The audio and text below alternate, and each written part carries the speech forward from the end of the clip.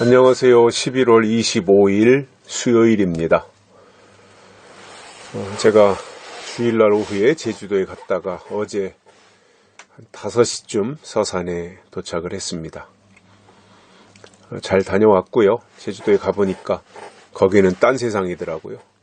관광객들도 많고 아무튼 인파가 버글버글했습니다. 아마도 해외여행을 못 가기 때문에 제주도로 많이 모여드는 것이 아닌가 그런 생각을 했습니다. 대한민국 전체가 제주도만 갔다면 참 활력이 있고 활기차겠다 그런 생각을 했습니다. 제주도에는 아마 코로나가 없는 것 같았습니다. 그 정도로 많은 인파가 몰려 있었고 가는 곳곳마다 사람들로 북적대고 있었습니다. 오늘 말씀은 잠언 28장 14절입니다. 항상 경외하는 자는 복되거니와 마음을 강팍하게 하는 자는 재앙에 빠지리라. 아멘. 경외하는 자와 강팍해 하는 자, 또 이렇게 잠언 저자가 비교법을 써서 하나님을 경외하는 자가 어떻게 되고 마음을 강팍해 하는 자가 어떻게 될 것인가, 이렇게 단순 비교지만 굉장히 깊이가 있는 그런 내용들을 해주시는 것을 볼 수 있습니다. 자, 경외한다고 하는 것은 높이는 거지요.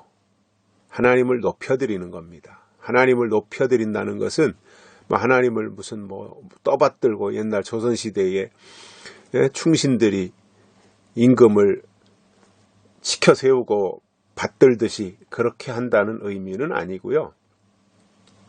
여기서 하나님을 경외한다고 하는 것은 높이는 건데, 높인다고 하는 것이 뭐냐면 하나님이 주시는 말씀에 대한 권위를 인정하고, 그리고 그분의 말씀을 전폭적으로 수긍하고 수용한다고 하는 의미를 담고 있습니다. 경외한다고 하는 것은 내가 나 하나님을 높여드릴게요, 나 하나님을 두려워할게요, 이런 것이 아니라 하나님이 하시는 말씀에 대해서 귀 기울이고 그 말씀 그대로 받아들이고 그 말씀대로 살려고 하는 그 모습이 경외하는 겁니다. 그래서 하나님을 경외하는 자는, 하나님은 영이시기 때문에 우리의 육신의 눈으로 보이지 않잖아요.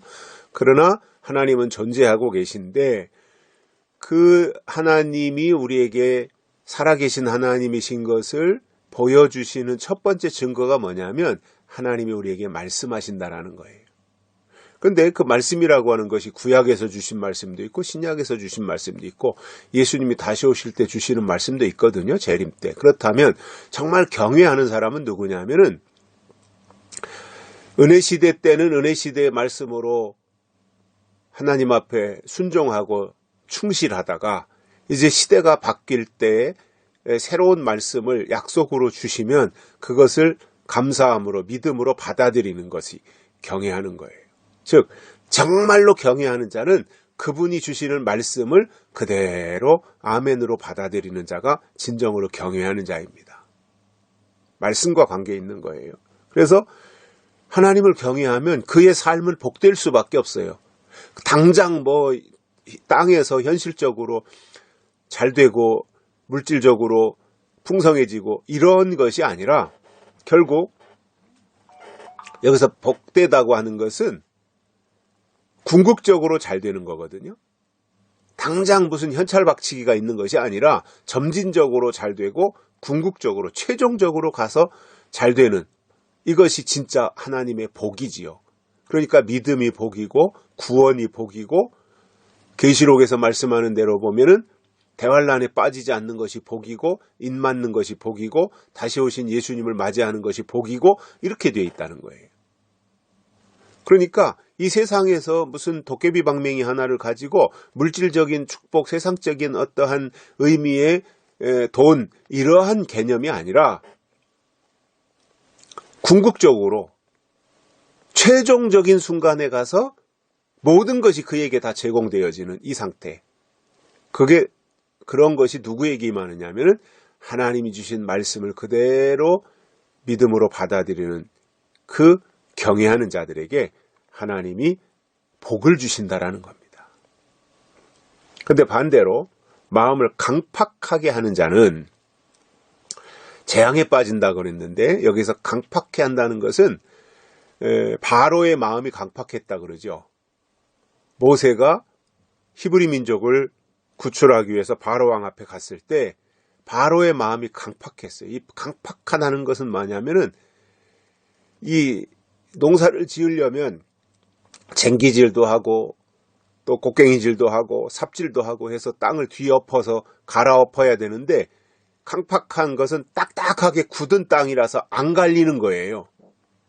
그러니까 좋은 땅이 될 수 없죠. 이게 땅이 파헤쳐지고 갈아엎어지고 해야 거기에 좋은 땅이 되어서, 좋은 밭이 되어서 거기에 씨를 뿌리면 싹이 나고 자라나는데, 딱딱하게 굳은 땅, 그래서 꽃갱이도 들어가지 않는 땅, 이것이 강팍한 거거든요. 바로의 마음이 강팍했다는 거예요.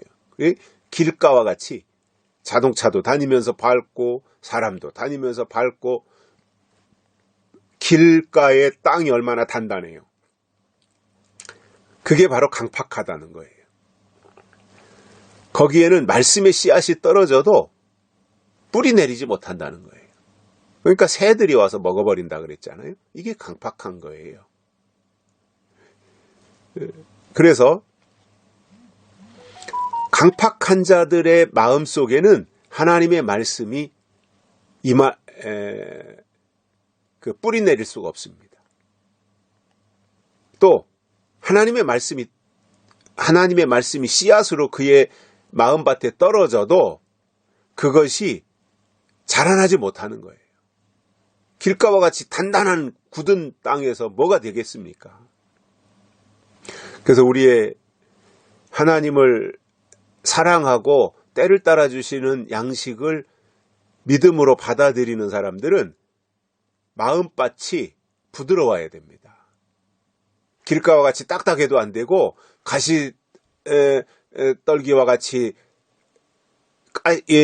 그러한 밭이어도 안 되고, 또 돌짝밭과 같이 되어도 안 되고, 좋은 밭이 되어야 된다는 거예요. 부드러운 땅, 거름기도 있고 땅도 깊숙이 파헤쳐져서 뿌리가 영양분을 찾고 수분을 찾아서 깊이 뿌리 내릴 수 있는 이러한 땅. 그래서 우리의 심령 상태가 하나님 보실 때 부드럽고 좋은 땅으로 만들어져야 된다는 거예요. 근데 강팍한 자는 정반대거든요. 딱딱하게 굳은 땅이에요. 감동도 없고요, 감화도 없고요, 뭔가 마음속에 하나님이 주신 은혜에 대한 갈망함이나 사모함도 없어요. 그냥 타성에 젖어가지고 형식에 빠져서 자기 것만 고수하는 초림 때 바리새인들과 같은 상태가 강팍한 거지요. 복음을 받아들이지 않았어요. 예수님을 영접하지 않았어요. 지금도 마찬가지예요. 신앙생활을 한다면 다시 오실 예수님을 맞이할 준비를 갖춰야 되잖아요. 그러면 예수님이 어느 날 불쑥 나타나는 것이 아니라 오시기 전에 맞이할 수 있도록 준비시키는 말씀을 먼저 주신다는 거예요. 씨앗으로 주신다는 거예요. 그럼 그 말씀을 먼저 받아들여야 말씀대로 때가 되어서 실체이신 예수님이 오실 때 말씀을 먼저 들은 자들이 그 말씀이 이루어질 때 오시는 예수님을 보고 만나고 또 혼인잔치에도 들어갈 수 있는데, 강팍한 자에게는 그러한 것이 없는 거지요. 그러니까 결과가 뭐예요? 재앙에 빠진다는 겁니다. 강팍한 자의 결과는 재앙입니다. 여기서 재앙은 대환란을 말하는 거예요.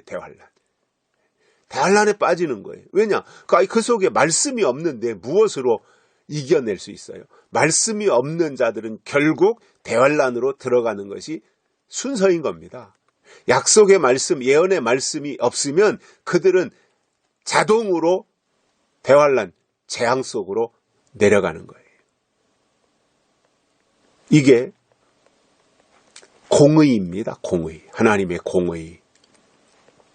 그래서 경외하는 자는 하나님이 복을 주시고, 강팍한 자는 재앙에 빠진다, 대환란에 빠진다.